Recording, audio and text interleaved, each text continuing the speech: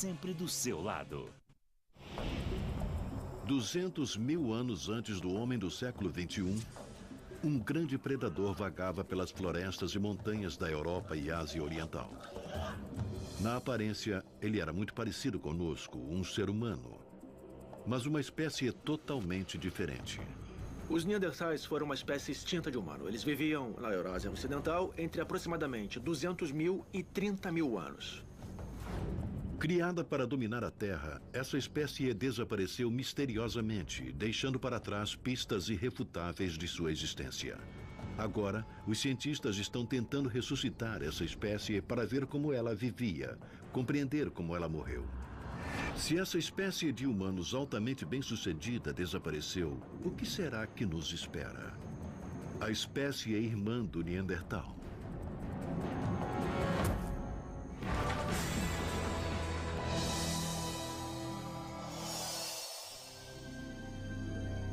Os Neandertais, uma espécie separada de humanos. Uma raça poderosa de criaturas que vagaram pelas florestas e montanhas da Europa e Ásia Ocidental por mais de 200 anos. A primeira teoria é que eram os ancestrais primitivos dos humanos modernos, mais macacos do que homens.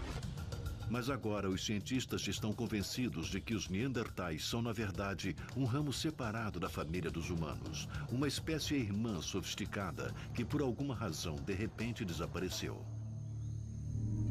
O que exterminou os Neandertais? Como no mistério de assassinato, a primeira pergunta que precisa ser respondida é o que sabemos sobre a vítima. O que sabemos sobre eles só pode ser deduzido pelos fósseis e objetos que deixaram para trás. Essas descobertas revelam uma raça notável de homens e mulheres admiravelmente desenvolvidos. Embora tivessem uma média de 1,65 m de altura, o Neandertal macho era uma figura formidável. A melhor analogia moderna para um Neandertal seria a de um jogador de defesa de futebol. Alguém que fosse rápido, mas também fosse muito, muito forte. Eles tinham membros inferiores e troncos muito fortes. Costumavam correr em terrenos irregulares e tinham níveis muito altos de energia. Durante mais de 200 anos, o Neandertal não só sobreviveu, mas prosperou.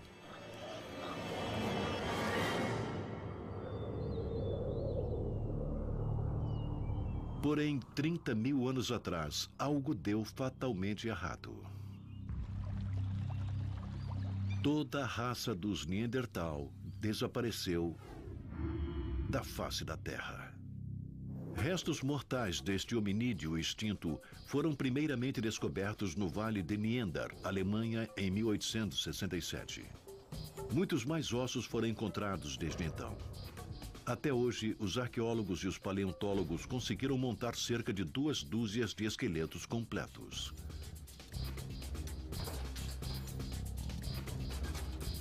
Eles analisaram o tamanho, formato e condições de cada osso separadamente para ver não só como eram os Neandertais, mas também como viviam.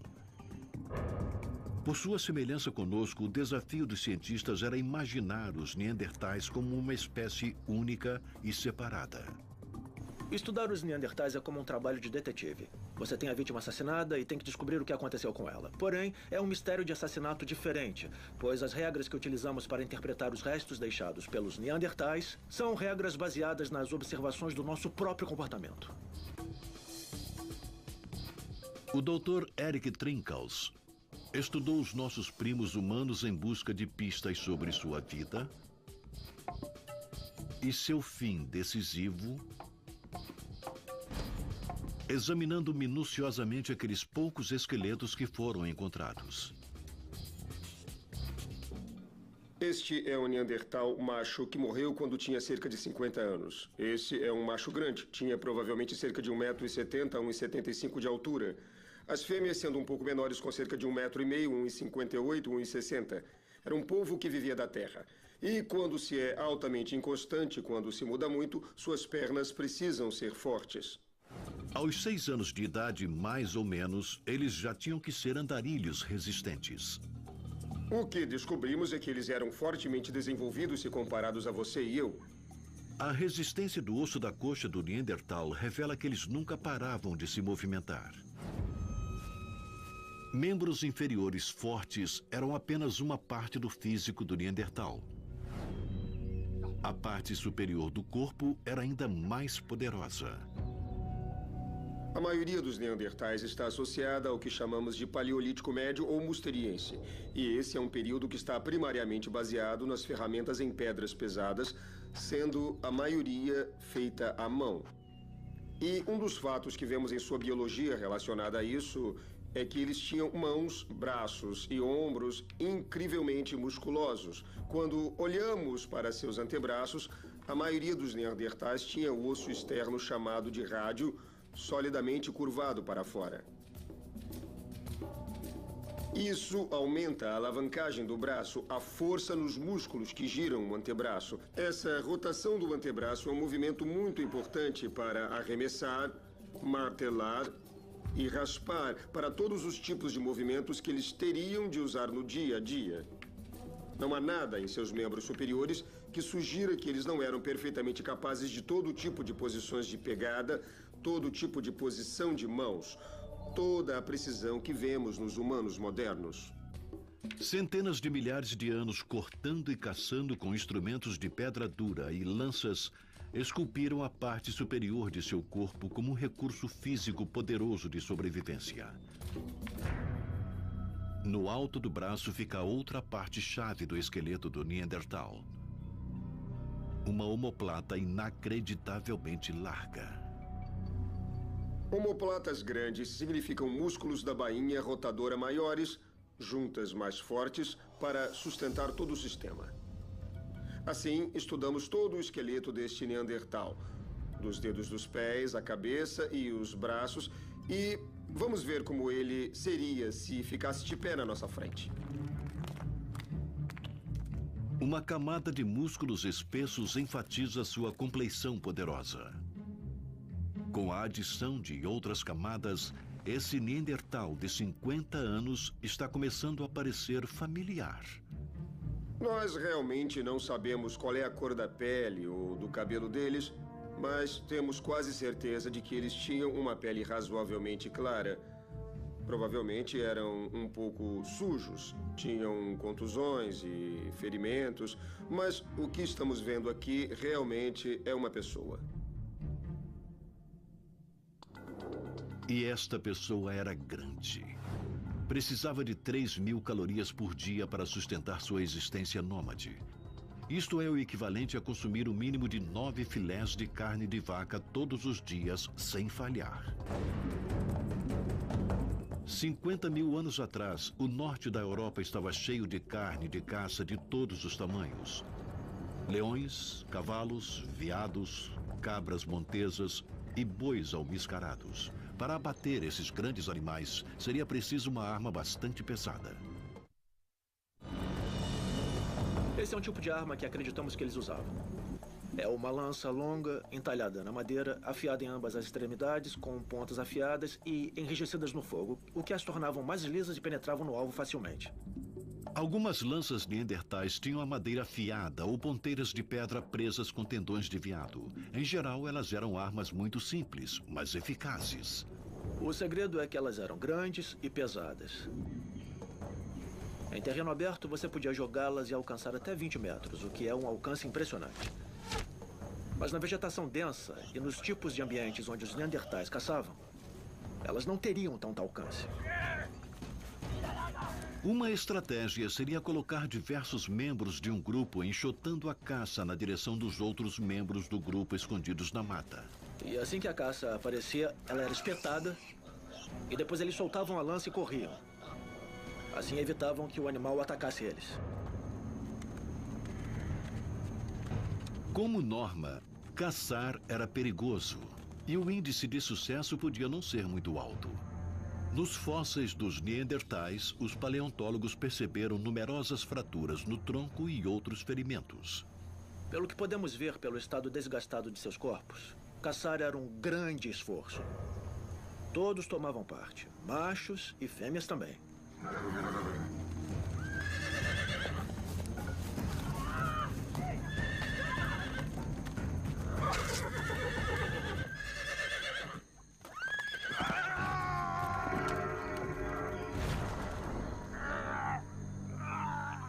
Podemos notar as consequências dessa estratégia de caça. Ela indica que eles ficavam muito próximos, até cara a cara, de mamíferos grandes e perigosos. Um ferimento na parte inferior da perna durante um acidente de caça que impedisse um membro da tribo de caminhar poderia ser fatal. Uma coisa nós não vemos neles: fraturas cicatrizadas nos membros inferiores. Uma vez que os paleontólogos não observaram fraturas nos membros inferiores nos restos mortais dos neandertais descobertos em cavernas ou em cemitérios, eles concluíram que os neandertais com ferimentos assim eram deixados para morrer na mata. Exigiria uma energia muito valiosa para carregá-los. Se alguém fosse ferido seriamente e não conseguisse caminhar, era deixado para trás. A vida exigia isso. O relacionamento entre o Neandertal e sua sociedade deve ter sido simplesmente transacional ou mais economicamente determinante. O ponto de rendimento decrescente era: se alguém não conseguisse se manter, virava comida para os leões.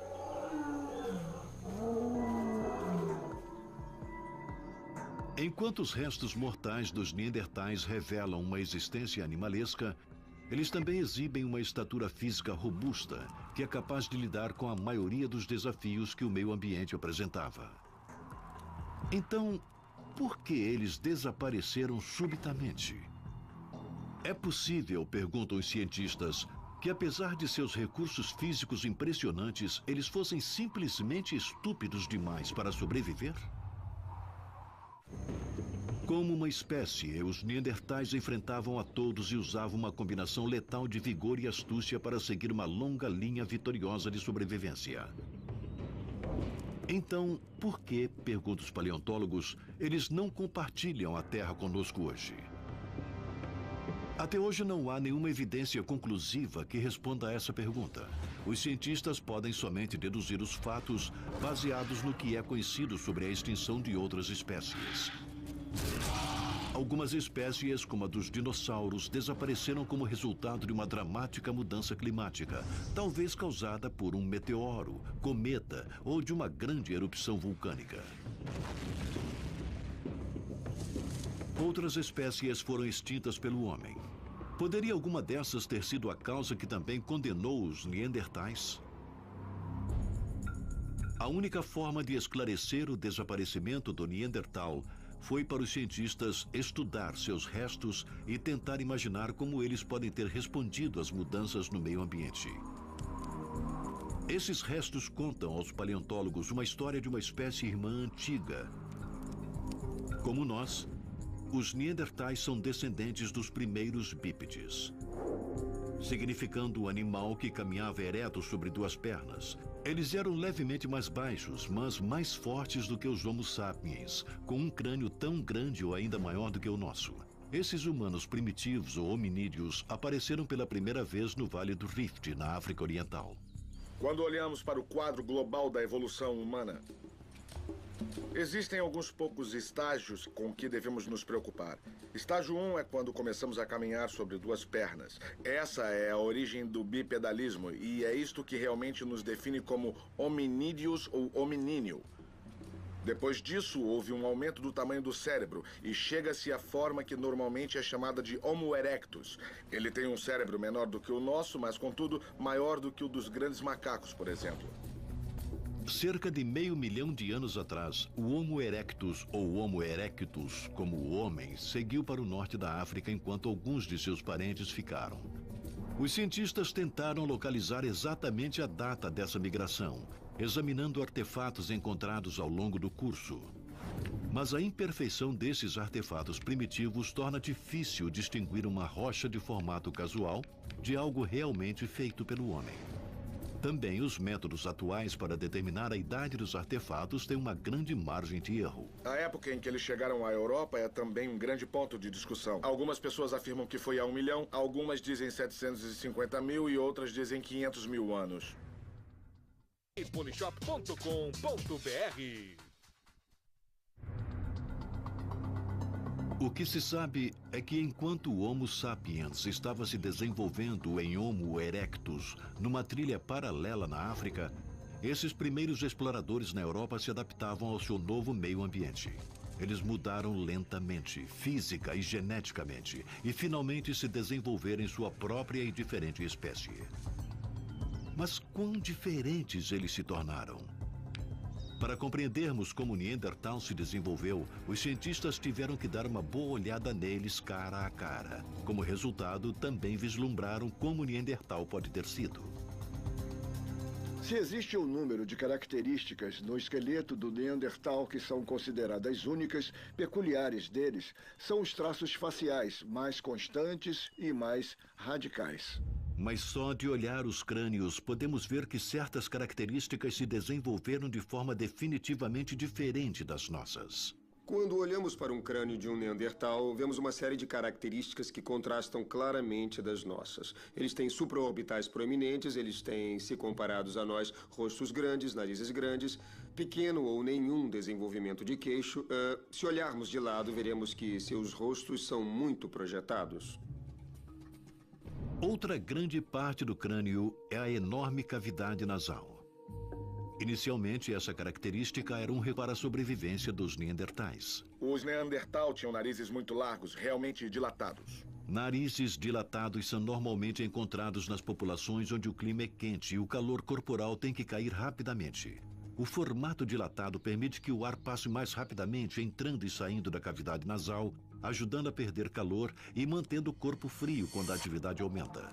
Mas os Neandertais viviam em ambientes mais frios. Por que eles precisariam de narizes tão dilatados? A ideia é que talvez com episódios de atividades mais pesadas e o alto nível de esforço, eles aumentavam suas cargas de calor que precisavam ser diminuídas. E esse nariz dilatado, que realmente não deveria estar naquele povo adaptado ao frio, era, entretanto, uma estrutura anatômica para dissipar o calor. Suar em clima frio pode levar rapidamente à hipotermia. Assim, perdendo mais calor através de seus narizes, eles conseguiam manter a temperatura interna de seus corpos mais fria e não suar tanto. Mas a peça mais importante do crânio é a caixa cerebral. Os Neandertais tinham crânios que eram muito parecidos com os nossos.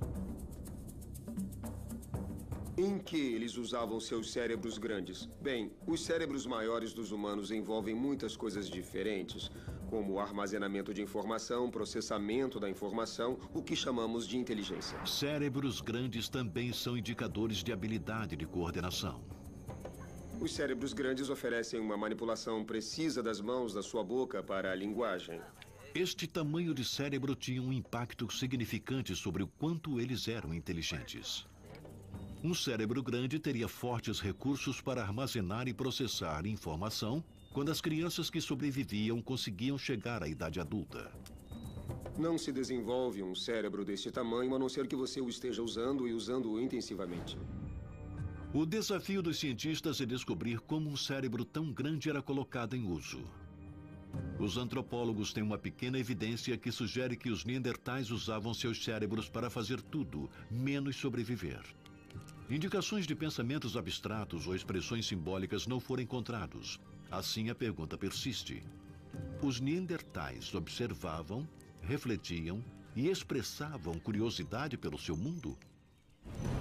Com o conhecimento que os Neandertais eram robustos e muito inteligentes, os antropólogos e os paleontólogos também querem saber se, de alguma forma, eles falharam em reagir adequadamente quando a situação ficou ruim. Mas como analisar comportamentos quando ossos e ponteiras de lanças é tudo o que restou? Para os antropólogos, essas eram as peças tradicionais do quebra-cabeça. Mas para os cientistas médicos que tentam resolver o caso, talvez a pista para o comportamento dos Neandertais esteja em outro lugar. Apesar de mãe comum, eles se desenvolveram distante de nossa espécie. Nós sobrevivemos, eles não. Poderia uma diferença entre as duas espécies de homens ser a chave de sua extinção? Primeiro, os cientistas tiveram que determinar se eles realmente eram diferentes.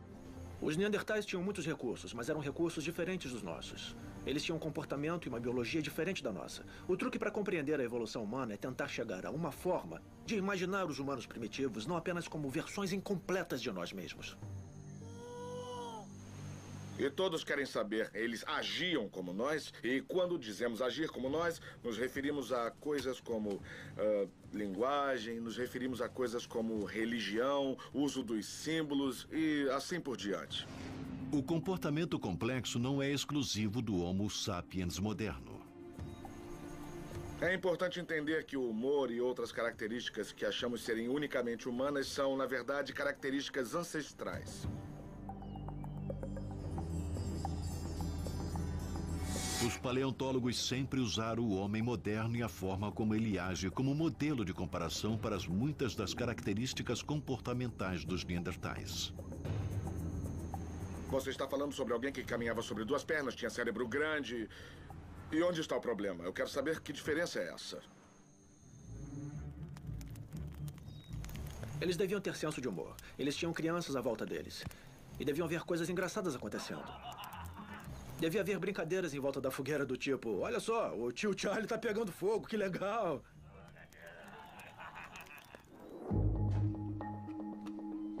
Mas novas pesquisas do DNA do Neandertal podem revelar um tipo diferente de evidência e como esse povo se comportava. Em 1997, o DNA dos restos do osso de um Neandertal de 38 mil anos foi isolado por cientistas alemães. Analisando essa pequena amostra, os cientistas começaram lentamente a montar uma sequência de DNA, um código sofrível da aparência e comportamento do Neandertal.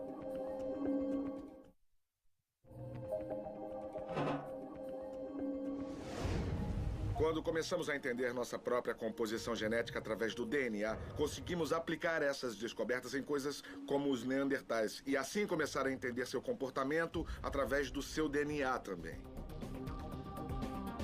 Um caminho que a pesquisa do DNA pode levar a evidências mais concretas sobre o comportamento é o da linguagem. O gene FOXP2, descoberto em 2001, foi selecionado para a significância da linguagem, pois ele não existe em um pequeno grupo de humanos modernos que têm severas incapacidades de fala. A presença do gene FOXP2, encontrado no DNA do Neandertal, sugere que eles podem ter tido o dom da palavra. Eles certamente tinham a habilidade de modular seu discurso. Eles podiam emitir sons. Então eles teriam ruídos para ajudar na localização entre eles ou indicar a direção que